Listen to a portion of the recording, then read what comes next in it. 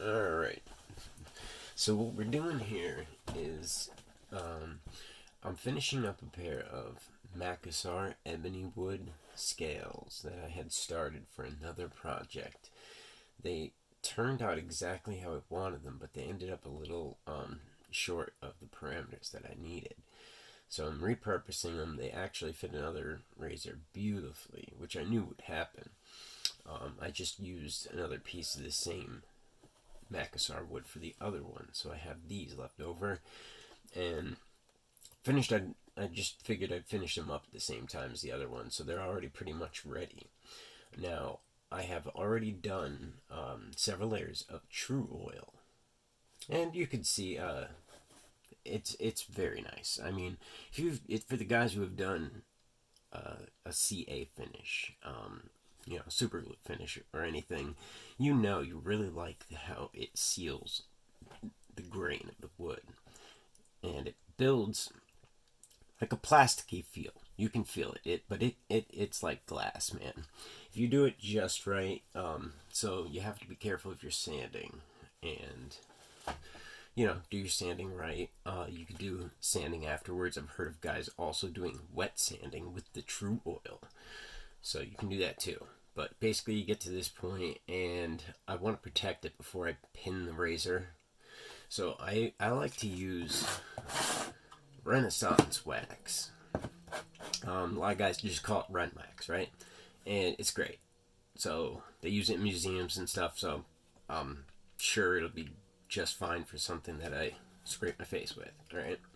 So I'm just gonna make sure that these are up to the highest grit, the nicest shine that I can get them before I do this, because you can buff the Renaissance wax as you apply it, and it will create a very nice shine. It'll give it a matte look if you just let it dry for a while and then just kind of rub it, but not hard. Don't buff it, or use some steel wool on it. And you can get a very nice matte look, but I like to get a high gloss. So I'm going to make sure this is 10,000 micro mesh. I'm just finishing, I'm just giving it a last little. It's already been done. I just want to shine it up. Any kind of fingerprints or scratches from being on the bench, and just give it a good coat, and then it'll shine up nice.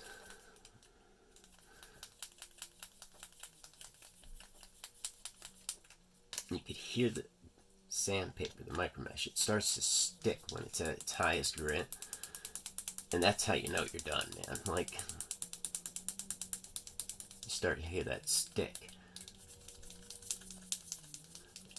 And then if you're real lucky, you can get that real high pitched squeak, but I'm not trying to be serious right now. I'm just finishing this up.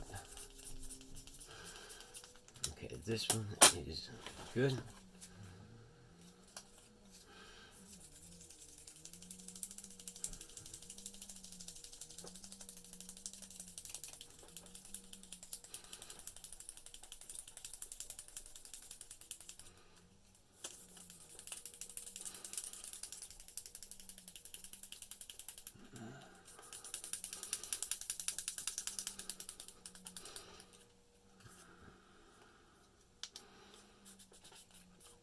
Now, one thing I really liked about these when I was finishing them, now these were originally for what was it? I believe it was a Geo Savage, and the original handle really was a nice, like a dyed bone, or horn rather, and I had really liked how they looked, so I kept the original shape. And I had picked this piece of wood perfectly for, the look of it. So when the grain ran out to the very dark parts, it actually kind of looks like a bone. It looks like a sort of bone almost. So these were really nice, and I think they'll look brilliant on what they're going on now.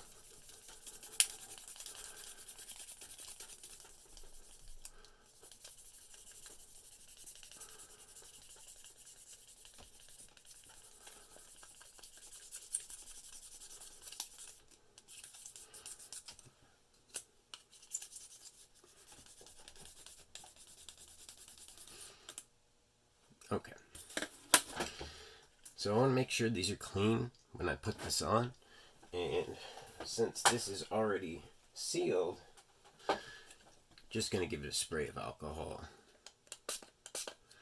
Just a little spritz. And then I have a clean, like a microfiber. I actually just use Viva paper towels because they have a good cloth feel to them, and I just throw them out, get rid of it. Now you see, you know, a lot of good stuff came off. So when I put this Ren Wax on,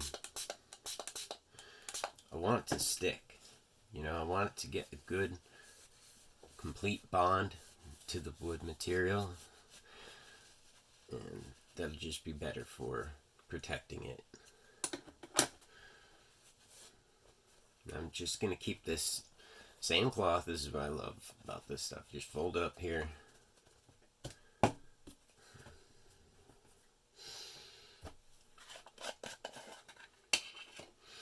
And now the Ren Wax, as you can see, it comes, you know, just as you imagine, it has a smell. I love the smell. It smells like, I don't know, like I should be in a shop. Just like a very nostalgic scent. You only need a little bit. Don't use a whole lot. Get a little bit on the cloth. And just wipe it and spread it on. It's a wipe and buff, so...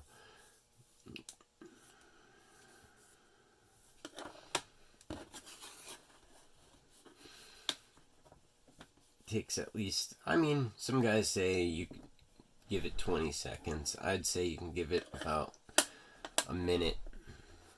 You could, you know, depending on where and how much time you give this on your coats, it'll come out a little differently. So usually I'll go ahead and do like both of them, and then I can come back and do the both of them again, and I'll start with the tops and then do the bottoms. But I'm just going to do the one to show you.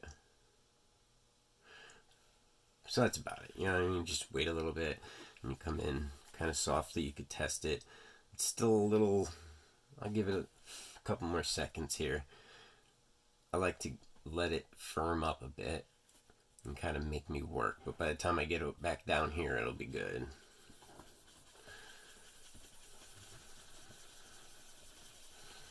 Just work in swirling patterns. You can see it shine up very nicely.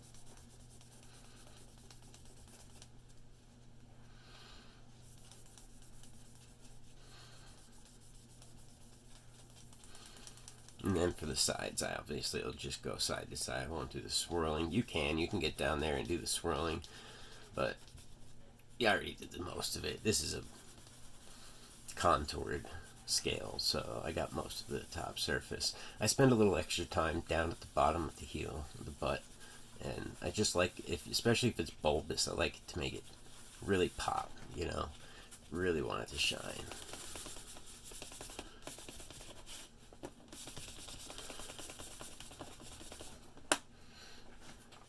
So already you could see a difference. I mean, clearly the Ren Wax has a beautiful sheen to it.